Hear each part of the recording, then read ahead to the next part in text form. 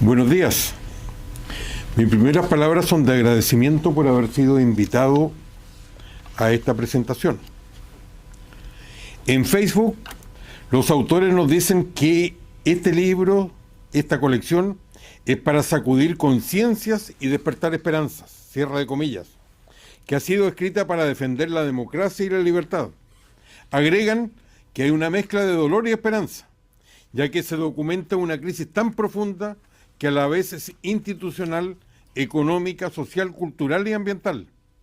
Libros que describen cómo el edismo por Evo Morales y el MAS por el movimiento al socialismo, abro comillas, destruyeron Bolivia en un par de décadas. Hay dolor porque la evidencia muestra la destrucción del país y hay esperanza porque hay optimismo en la recuperación democrática.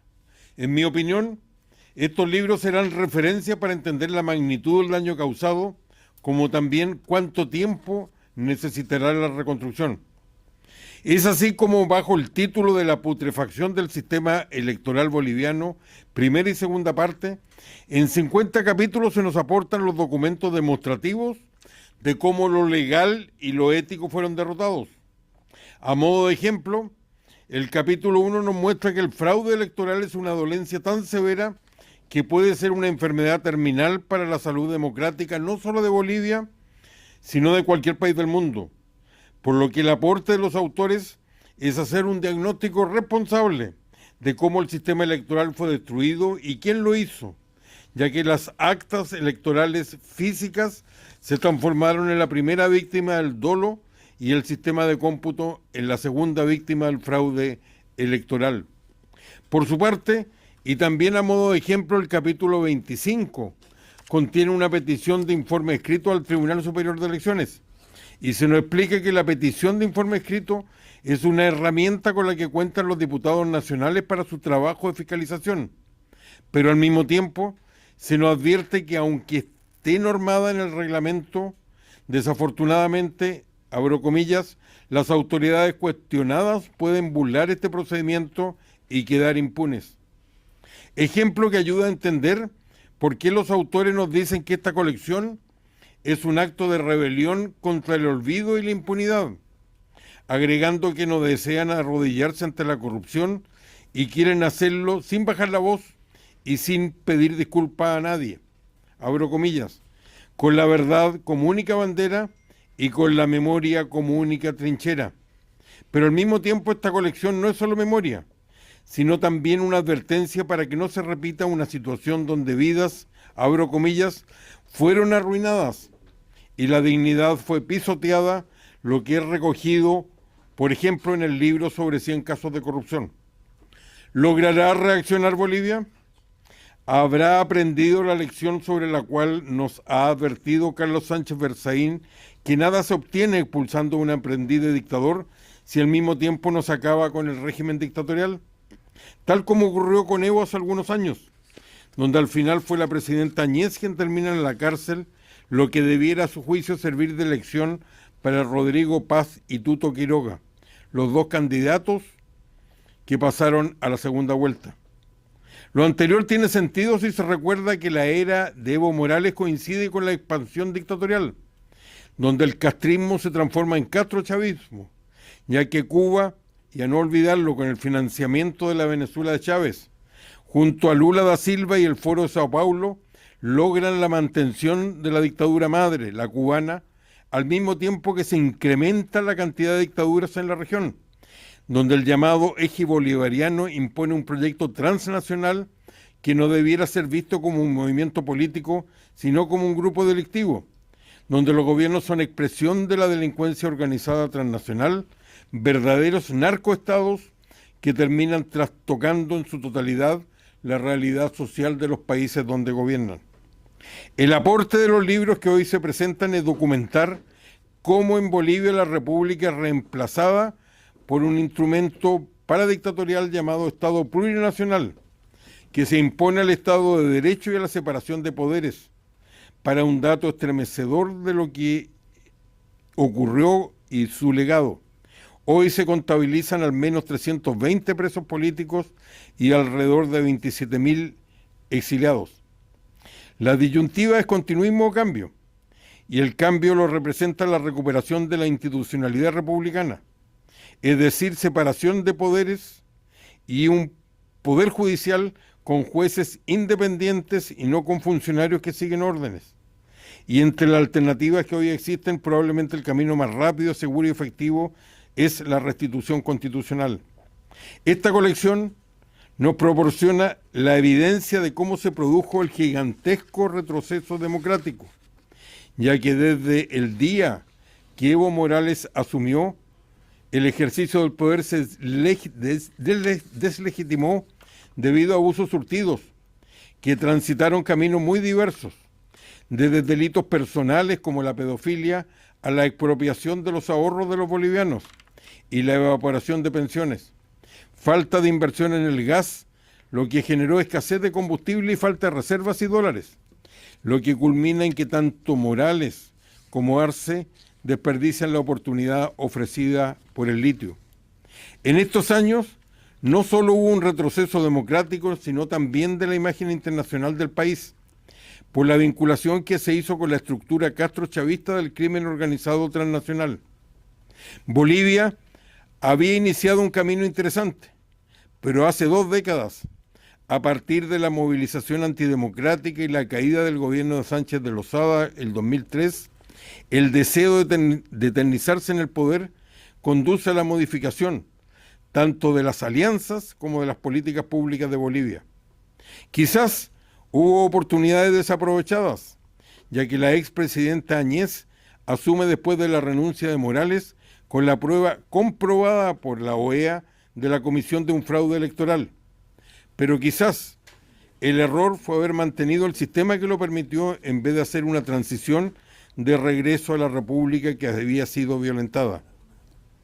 El caso de Áñez es una venganza, con el silencio de los organismos de derechos humanos. Por lo menos de la Comisión de Derechos Humanos de la OEA hubiera esperado más en lo personal.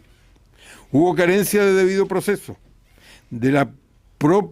que la propia legalidad boliviana no fue respetada y la explicación de por qué tantos ciudadanos han preferido el exilio ante la denegación de justicia.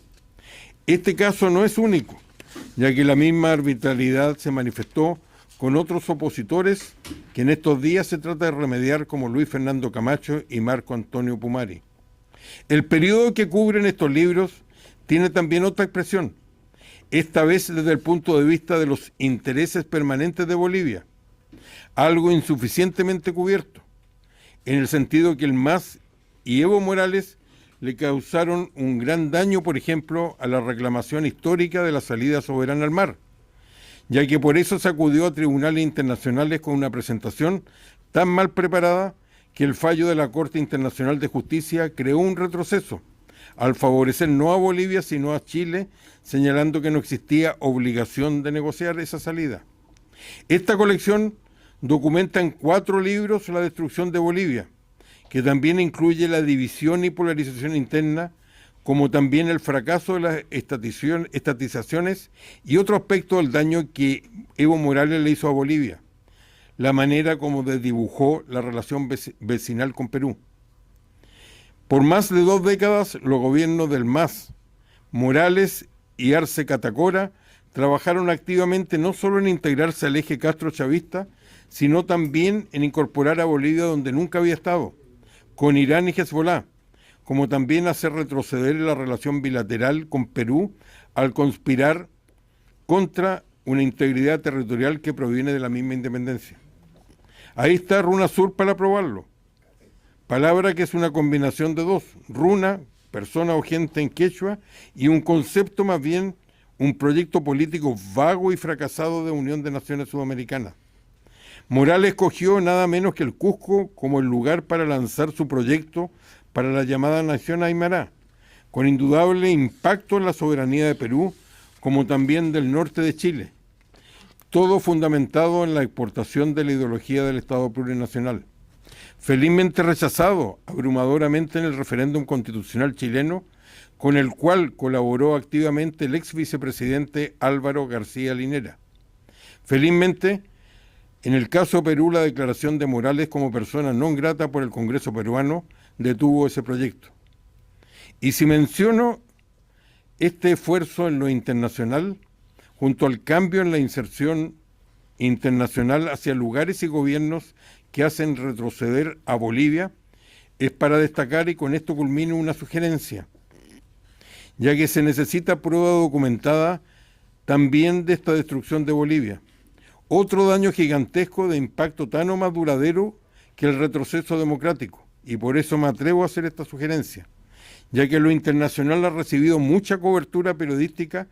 pero poco en el sentido que lograron los autores documentar en los libros de esta colección. Quizás también podrían incluir otro aspecto que ha sido insuficientemente estudiado,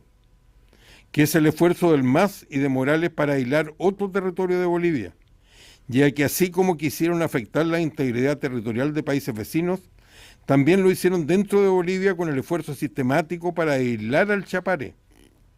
donde más que surgir un esquema étnico, surge el dirigente cocalero de toda la vida, rasgo que lo define aún más como aquel que evade a la justicia que lo persigue por acusaciones de delitos varios. Y el mapa nos muestra una extensión de más o menos 40.000 kilómetros cuadrados, es decir, la de Suiza, el lugar donde se esconde, además de la ampliación de los cultivos de coca. Esa es, en resumen y como conclusión, esta colección, y mis agradecimientos por haber sido llamado a comentarlo. Esta colección prueba en forma documentada la destrucción de Bolivia, tanto que en palabras de la revista británica The Economist, este fracaso debiera servir de advertencia para toda la región, de por qué no debieran volver a intentarse políticas que han fracasado siempre y en todas partes. Sin embargo, y de ahí la sugerencia, el daño no se detiene ahí. Por ello, la sugerencia para que ustedes en este caso, u otros que quieran continuar con el relevo, idealmente investiguen y prueben el daño hecho a las relaciones internacionales y a los intereses permanentes de Bolivia a través de documentación, y no solo de la opinión, tal como fue el aporte de estos 4 libros. Muchas gracias.